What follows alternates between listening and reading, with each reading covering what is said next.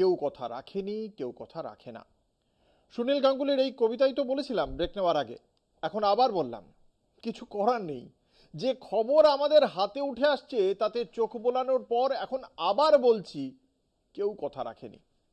বলতে চাইছি committee of government অ্যাসিওরেন্সের কথা।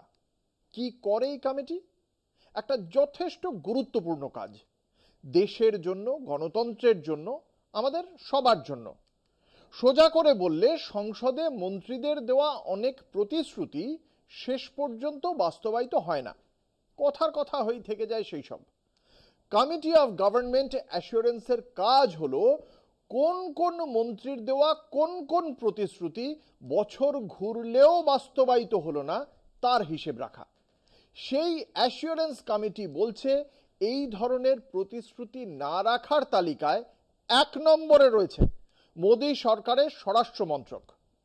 অমিত শাহ কথা রাখেননি।